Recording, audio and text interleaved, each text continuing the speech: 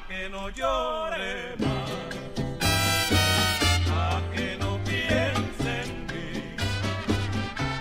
Si yo te había olvidado, por fin había logrado no pensar en ti. Si todo fue blasfemia, tú nunca me quisiste, porque mi empezaste. Si no es posible que me engañes más, no implores más.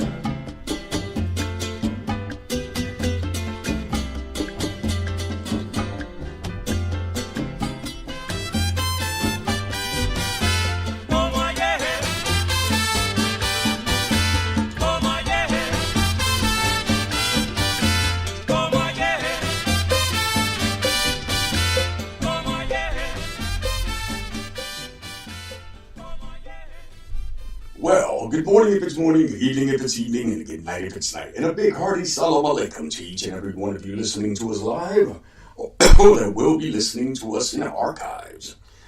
Well, it's been a very eventful week on the corner. A lot of spiritual work being done, a lot of investigations being done. As we close in on the end of the year, a lot of people are trying to get their stuff together. And I gotta tell you, the readings have become more colorful, the people have become more colorful, and everybody's trying to find a way to bring in the new year. So as we start speaking and start doing our things again, we'll start going through little ways to clean up. Now, I have been seeing new trends online, in and around online, about, correct ways of so-called doing spiritual work. Unless you are in an initiatory spirituality, which most things are set in stone, but yet a lot of these things are set in spirit. What do I mean by that? I mean, it's okay for you to go buy yourself the newest hoodoo or conjure book and get yourself a couple of things there and twerk them away and do whatever you want to do. But when it comes to spiritual work, there's nothing that is set in stone. See, guys, I've been seeing a lot of coffin boxes lately, a lot of nail type of fetishes. And, the way that I was taught to do coffin boxes were in simple either cardboard boxes or in vegetables. Yes, vegetables. A lot of these things were done in vegetables. Like, the way that I was taught to do a coffin box was inside of an eggplant. An ordinary household eggplant. See, there is nothing set in stone when it comes to spirituality. See, because someone's medicine might be someone else's poison. We have to learn how to trust in our guides, in our spirits, in our ego, in our ancestors. Someone's medicine might be someone else's poison. See, when you're doing spiritual work, a lot of times Spirit will tell you, well, put a little dash of this, or put a little dash of that, just to make that spiritual work your work, just to have that Spirit's hands inside of your thing.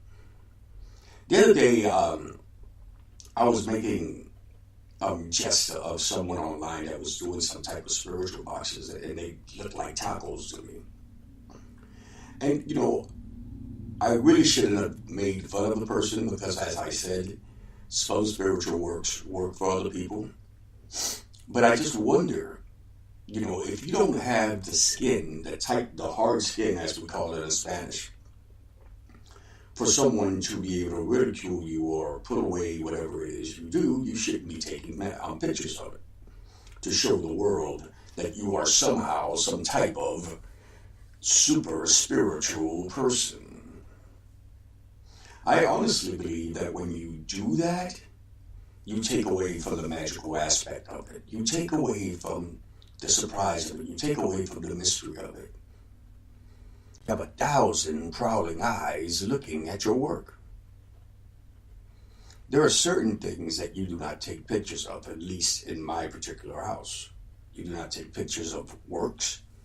You do not take pictures of your altars, and you do not take pictures of things of that sort. See, guys, and I always come back to this one saying. Armies attack at the dead of night. They do not tell you, I am going to attack you. They do not tell you, they don't give you forewarning. There's a saying in Spanish that says, Guerra avisada no mata soldado. What does that mean translated into English? It means that a forewarned war does not kill soldiers. We've seen it 1,000,000 times when we were children. I'm going to kick your ass. I'm going to do this. I'm going to do that. The loudest person won the argument. But I also see the things where the quietest person whooped that loudest person's ass. So if you really want your spiritual work to work, please stop taking pictures of them and putting it online. Remember, guerra avisada no mata soldado, meaning again that a advised war does not kill soldiers. There must be some type of privacy in this. Now let me ask you something. How many of you refreshed your doors with some water today? Just plain and simple. Just took a little bit of water and spread it across your doorstep, your doorsill. See, if we have water on our altars and we have water in our work and we have water on ourselves or in ourselves, there should be water sprinkled in front of your doorway to refreshen whatever nighttime things might have came through there. The simplicity of water is so beautiful for our ancestors, for our spiritual work, for everything. So once in a while, at least every Monday after you speak to Eshu and speak to your Legua or speak to your ancestors, I would tell you to sprinkle some water on your front steps, just to freshen it up, just to give it a little bit more light or expandation. I see Yvette the Motown Witch is with us and Miss Maggie is with us. Well, before I say anything else, let me play a little bit of KC and the Sunshine Band.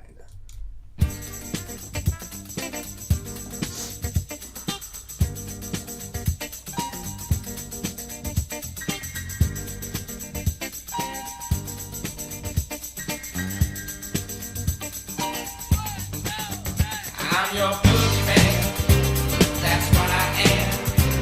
I'm here to do whatever I can.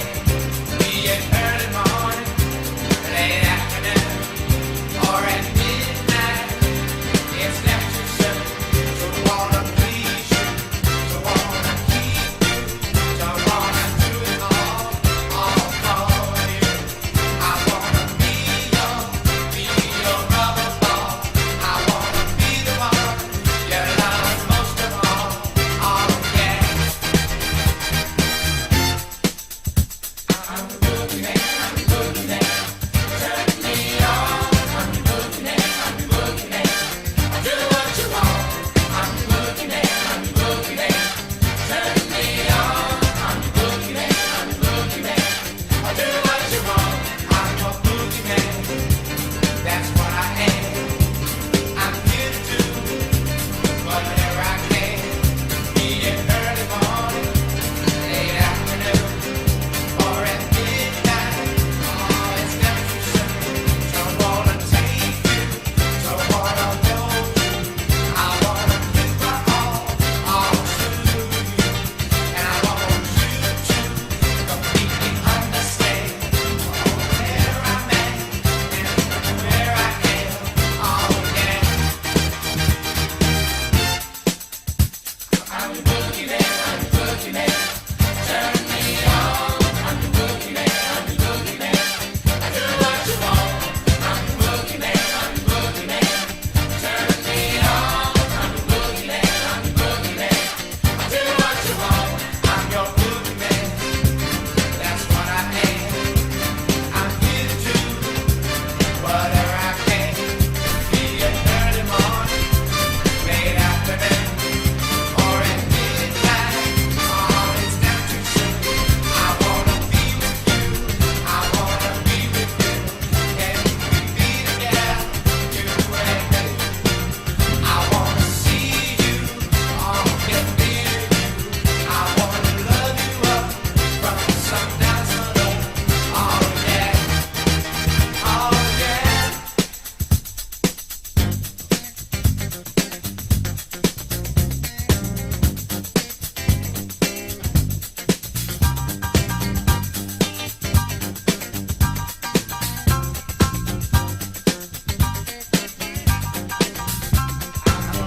That's where I am. I'm here to do whatever I can. Be it early morning, late afternoon, or at midnight. It's never too soon. Don't wanna please you, don't wanna hold you, don't wanna do it all for you. I wanna be your rubber ball. I wanna be the one you love most of all. I'm your boogeyman. I'm your boogeyman. I'm your boogeyman. I'm your boogeyman.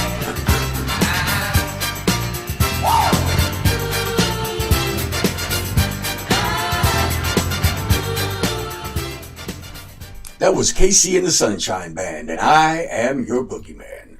Well, I gotta tell you that this weekend has definitely not been without any news.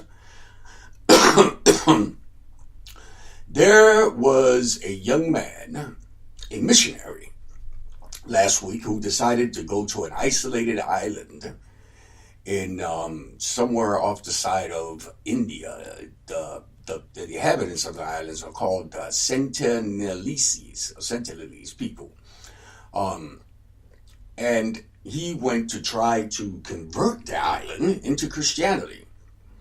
And the natives, the people of the island, killed and shot him with arrows. So The funny thing is that now major Christian groups are asking that these people be prosecuted. Mind you, the island is not supposed to have any visitors. The island is protected by the Indian government because this is one of the most isolated tribes in the world, meaning that they're susceptible to viruses and sicknesses that other people may have, that these people have not built immunities to it. Guys, as we all know, colonization went pretty bad for all of us. It wasn't one of the best times in our history where religion was forced upon us. And this young man took it upon himself to try to do some missionary work in this place because he felt that that place was devoid of God and somehow a devilish or a hellish place. See, guys, I can't remember the last time that we as ATRs or DTRs or people that are inside the ATRs or DTRs have went propagating. For those of you who do not know what propagating is the spread of the word. Or saying you must convert to this in order to find your utopia or your heaven. As we all know, everybody that comes to an ATR or DTR come to of their own free will. Not because we stand on corners or knock on doors or do any of these things. In Palo, we are one that in Kanda it says that many roads lead to God. Many roads. And in that saying, we say that many spiritualities lead to God or lead to your utopia or to Nsambi in Bungu. We are no one to say that our spiritualities are the only ones. So today I took it upon myself to take an arrow, a shield, and a bow and place them in front of my door. Meaning that I do not condone or want anyone to come to my house, knock on my door, and try to give me some good word. The good word has never gotten me anywhere. And it never will. The only thing that has gotten me this far has been my ancestors, my Egun, my Orisha, and my Mbungu.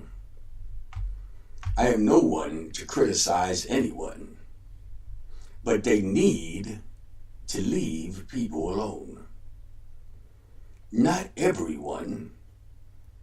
Just like Palo's not for anyone, just like Orisha's not for anyone, Lukumi is not for everyone, Ifa is not for everyone, Voodoo is not for everyone, Christianity is not for everyone. You honestly need to learn how to leave people alone. To the young man, I wish him all the necessary light. To his family, I wish them solace. And to the rest of the people who knock on doors and go to small isolated islands, I tell you to leave people the fuck alone. I'll be right back. And this is Teddy Pendergrass with Get Up, Get Down, Get Funky, and Get Loose.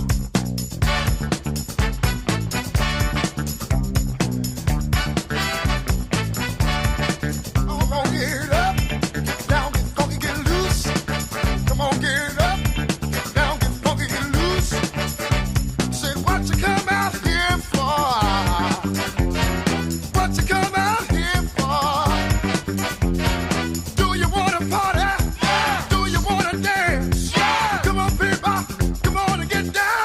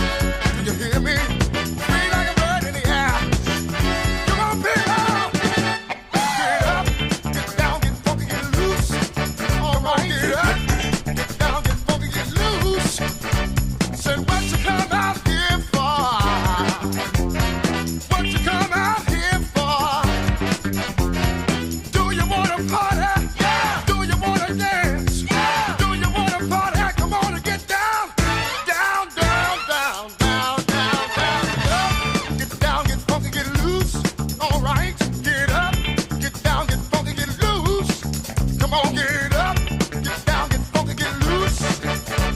Get up, get down, get funky, get loose. Yeah, yeah. Come on, baby. Yeah. Get up, come on, get down. Come on, get up. Come on, get down. Let the music feel like fire, people. You feel like fire, all right. Yeah. Come on, clap your hands, have a good time. Come on and clap your hands and have yourself a ball. Come on, get up, music down. Come on, get up. Well, you feel like dancing, dancing, yeah. You feel like dancing, dancing, yeah. The music is moving, keep on moving. The music is showing up, moving, yeah.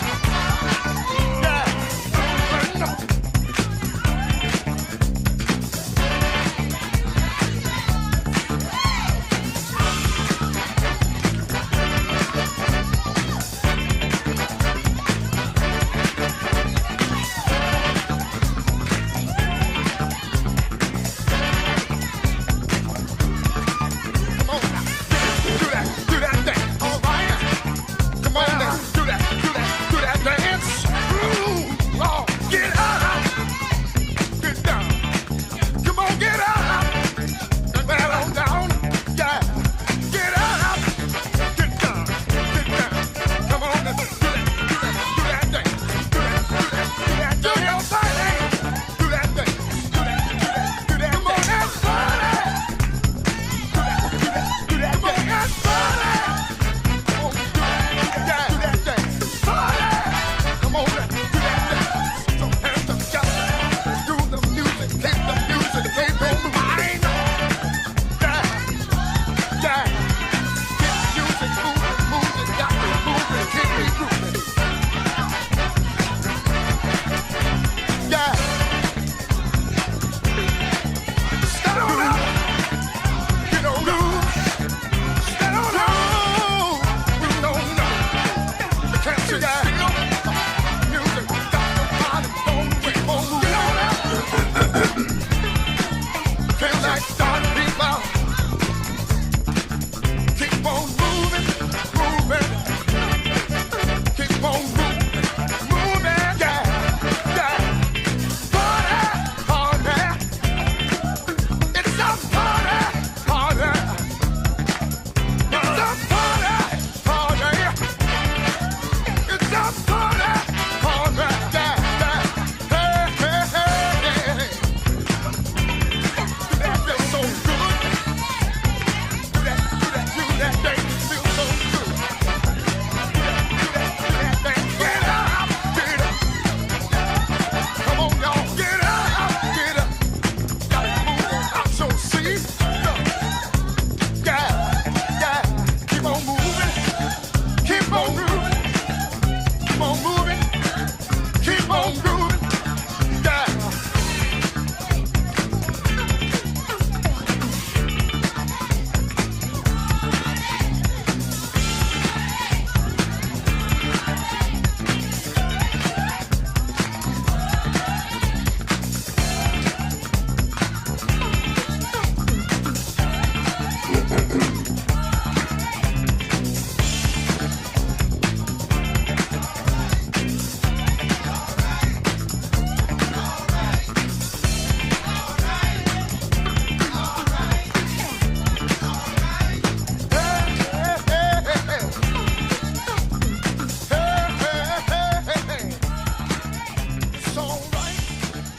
That was Teddy Pendergrass with Get Up, Get Down, Get Funky, Get Loose.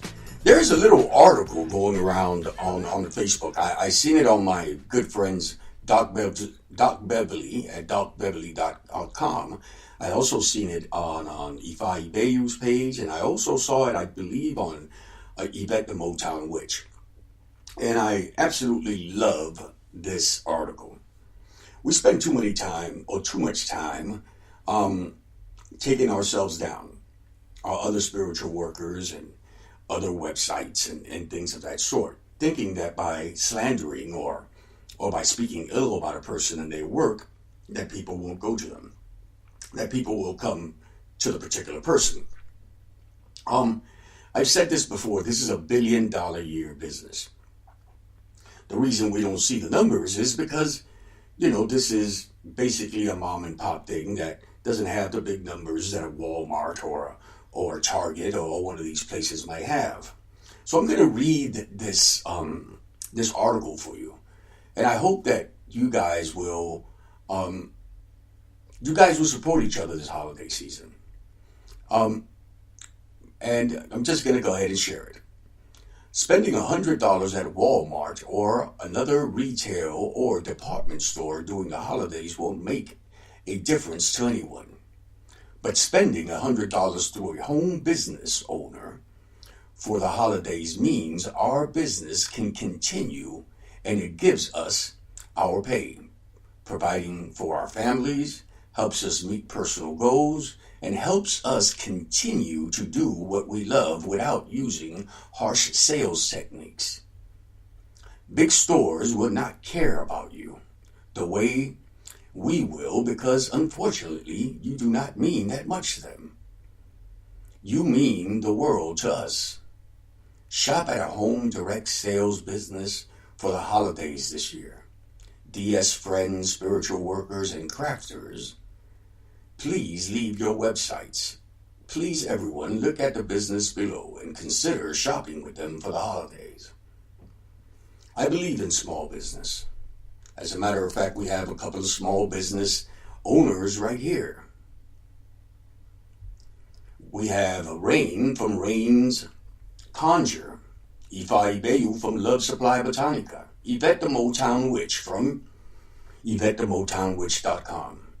We have Izzy McDermott from the Conjure Shop in beautiful Omaha. I ask you all to look each other up and to look at these little shops. Look at all these faces. Many of them are faces just like ourselves.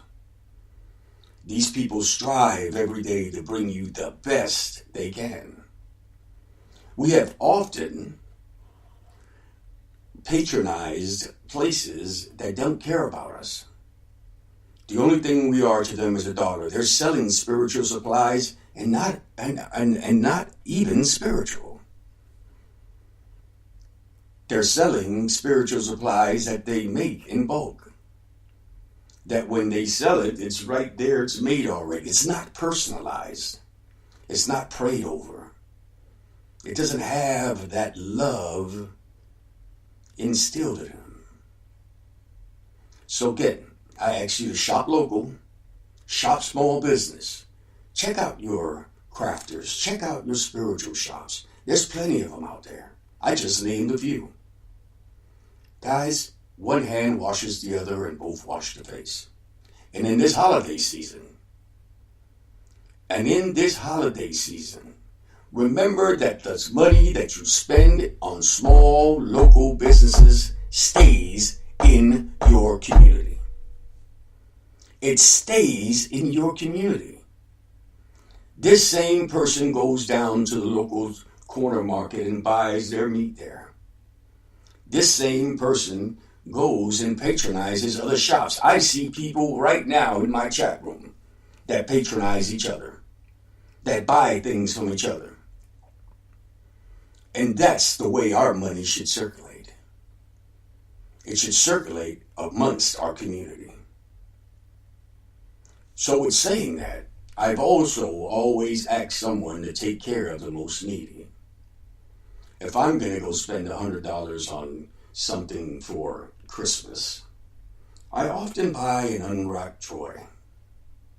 And I send it to one of the many charities that takes care of people during this time. Guys, I remember as a young boy living in Jamaica Plain, Boston, where mom and dad did not have that much to be able to buy us things. It was just the sad reality of life. And the Boston Globe. Yes, the Boston Globe. It was a newspaper. I don't know if it's still there. It's been over 40 years,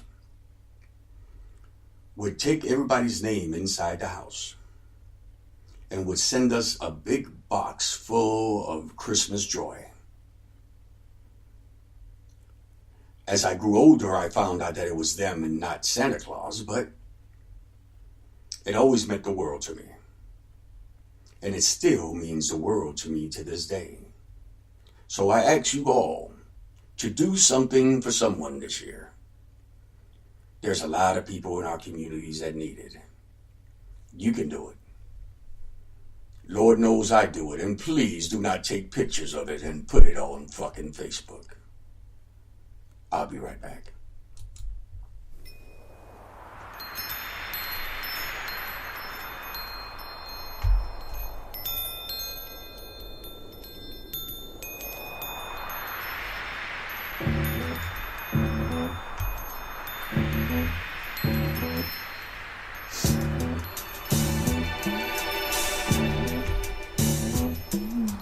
Trashman didn't get my trash today. Oh, why? Because they want more pay. Buses on strike want a raise in fare, so they can help pollute the air.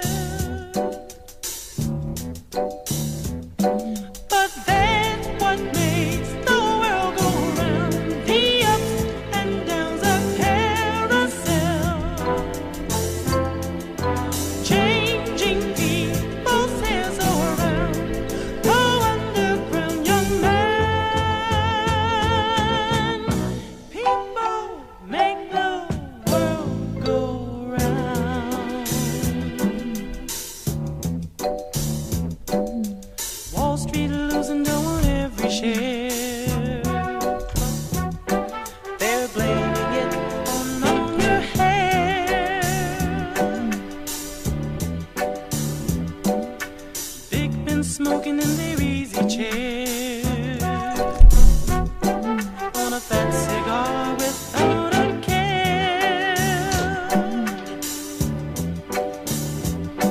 But that's what makes the world go round. The ups and downs of carousel, changing people's hands around. Go underground, young man.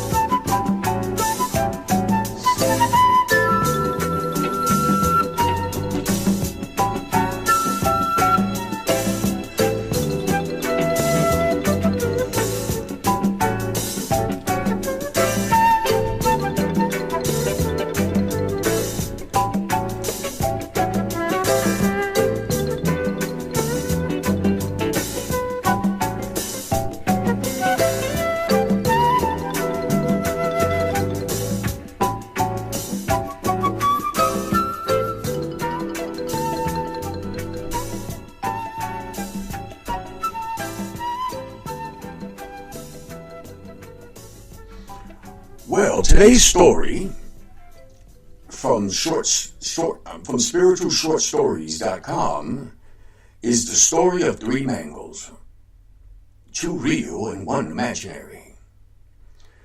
There once was a rich man.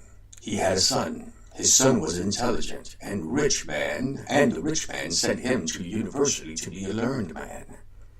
The intelligent son learned very well in college and came back home. His father asked, "Good, you are home. What have you learned in college?" "Father, I learned many things."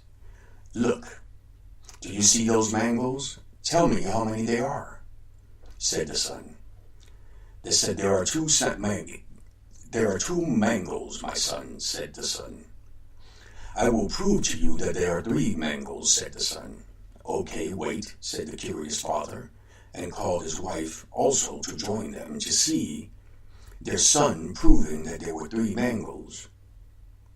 The son, using his extraordinary logic, convinced everyone that there were three Mangles. Everyone actually believed there were three Mangles, that they were only seeing two. The father thought for a minute and said, "All right, son, you prove it." Then, giving a mango to his wife, he said, "Now your mother will eat one mango, I will eat the second, and you eat the third mango." The moral of the story is, imagination cannot be eaten. Don't rely on imaginary. Know the truth. Live the truth. Again, this story is from spiritualshortstories.com. I often get a lot of wisdom off this website. Hopefully you guys will enjoy it too.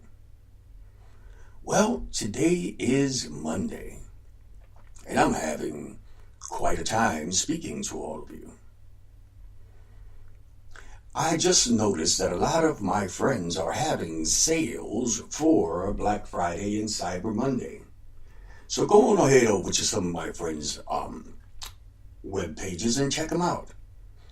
The Conjure Shop just got a whole bunch of new books and crystals and things. Yvette the Motown Witch has a whole bunch of stuff. I saw that they was also running a special on readings. And I myself have opened up the shop again to my yearly readings, which is a week-by-week forecast of what's going to go on next year. So go on over to kimbisa.org. Make your appointment today. Believe you me, you will not be disappointed. Lord knows I need to go ahead and put some more music up here, but it gets kind of hard. But when I come back, I'll give you a short story from my favorite book, The Adventures of High John the Conqueror by Stephen Sandfield. I'll be right back.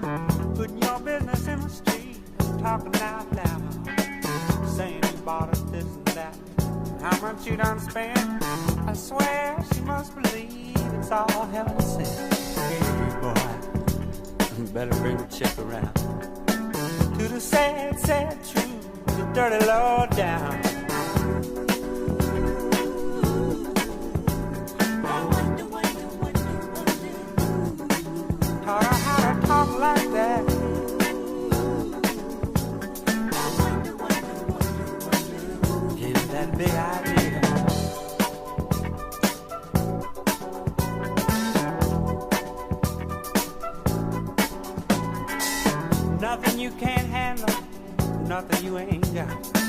Put your money on the table and drive it off the lot. Turn on that old love light, turn it maybe to a yes. same old schoolboy game got you into this mess. Hey, son, you better get on back to town.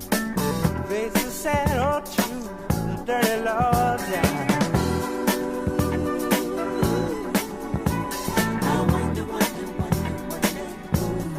Put those ideas in your head.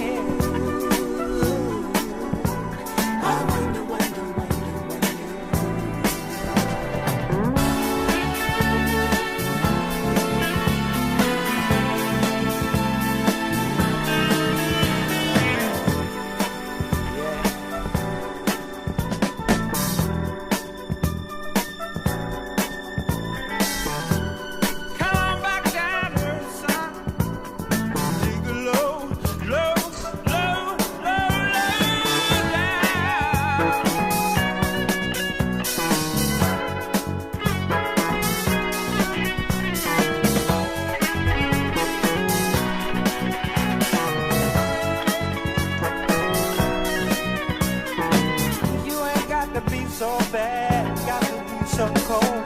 This dog eat dog is surely getting old. Got to have a Jones for this, Jones for that. This running with the Joneses, boy, just ain't where it's at. You're gonna come back around to the sad, sad truth, the dirty low down.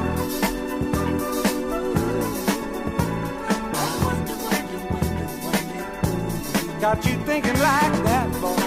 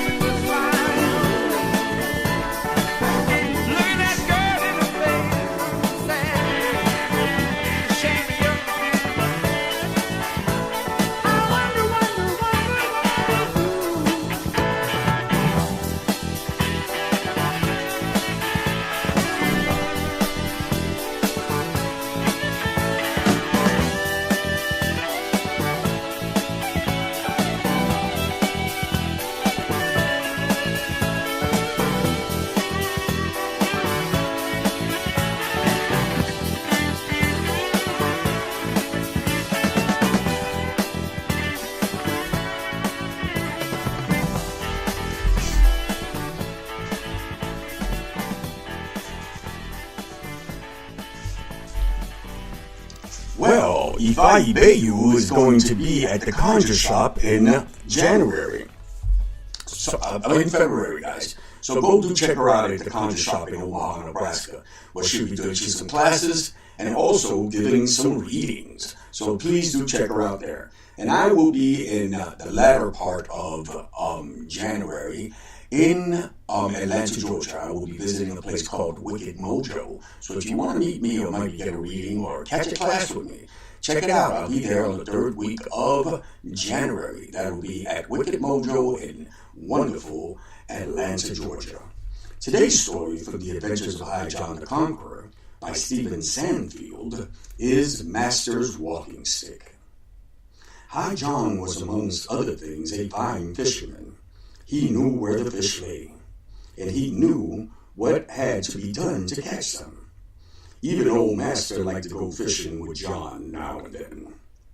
They go down to the big pond under the live oaks, and Master would try to catch a few catfish himself. John and Master had planned out to meet early one bright summer morning. John was already there behind the barn when along came Master, and of course he had his fishing pole with him. But he was also carrying a brand new walking stick. The stick was polished almost as bright as a mirror. It had a shiny silver handle on one end and a shiny tip on the other. From the way he was swinging it and flashing it about, you could tell Master was very proud of his new stick. John, however, didn't make any mention of it, and at least not until they were settled on the bank of the pond, with their lines in the water. "Say, Master," said John, "that's a mighty fine-looking walking stick you got there." "Well, thank you, John. I was beginning to wonder if you were ever going to take notice of it." "Oh, Master, I noticed it right off. I mean, it is the only walking stick I've ever seen with 3 ends." "3 ends?" asked Master. "What are you talking about, John?" "Well, I ain't talking about anything but the 3 ends of the stick," John answered. "John, are you drunk, or have you gone crazy?" "I'm not drunk. I'm not crazy, Master, but I can see clear as the nose on my face. Your stick got 3 ends." "John, no stick has 3 ends." "Well, that one does," he said. "I'll be willing to bet you a big fat hen that it does." Old Master took a careful look at his new walking stick just to make sure. After all, John had been playing tricks on him for years. This time, he was certain John was wrong. "Agreed," he said. "I'll bet you a hen that this stick only has 2 ends." With that, John took the stick and held it out in front of him. He pointed to the silver handle and said, "That's 1 end, right?" "Right," answered Master. He pointed at the silver tip on the other end and said, "That's 1 end, right?" "Right," answered Master again.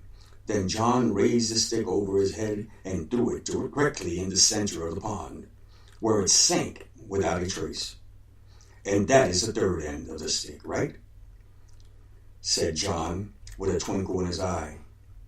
Old Master didn't answer this time. He knew he had been fooled again. And when they got back home, he had to give him a peaceful, nice, plump hen. Goodness gracious, that John the Conqueror was one smart dude. I ask you all to pick up this book and read it to your children, so they can know a piece of American history and a piece of American folklore. Now you know why John the Conqueror has such a big respect amongst conjurers and hoodoo workers alike. You can't pull one over on old John, but John will definitely pull one over on you. Well, guys, we've come to another end of the show. I hope that you enjoyed your little time with me.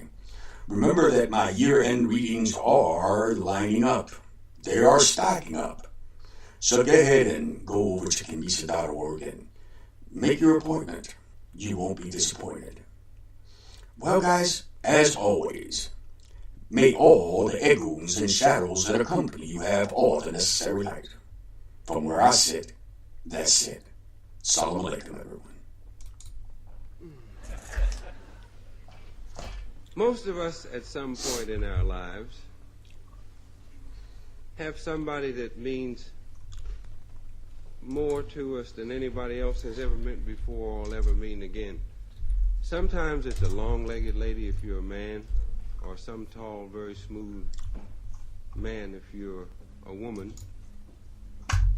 And in some odd cases, they get kind of crossed up. We won't talk about those. But in my case, I learned how to really love somebody from not a very pretty lady, not at that point in her life, not sexy at all, but just a nice old lady who used some very nice old gnarled hands to make life kind of nice for me at that time when I really needed somebody. And it wasn't after I got older and started to look around for things. It was before I even knew what I was looking for. And probably, since I consider myself somebody who writes primarily, out of all the things that I might have written, my favorite thing that I've written has to be about this favorite old lady of mine.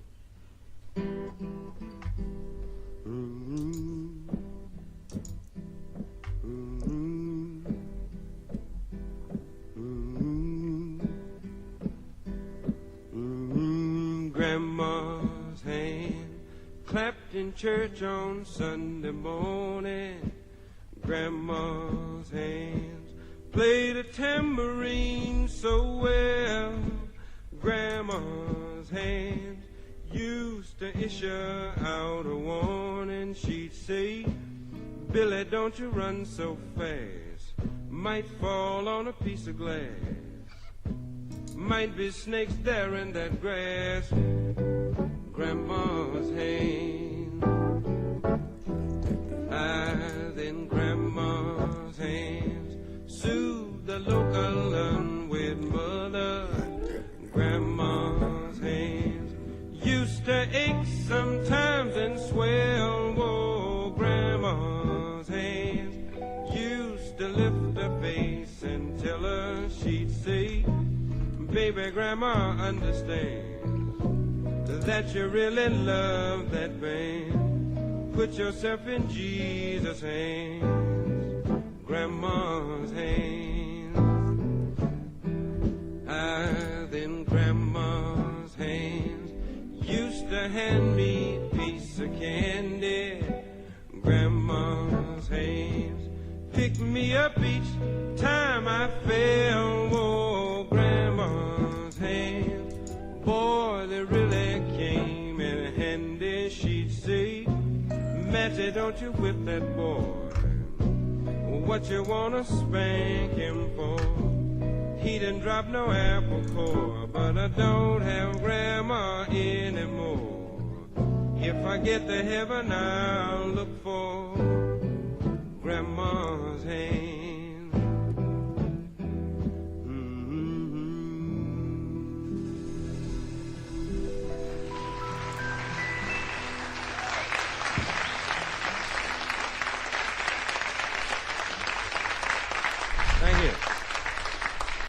It's 12 o'clock somewhere was brought to you by Love Supply Botanica, kimbisa.org, and Yvette the MotownWitch.com.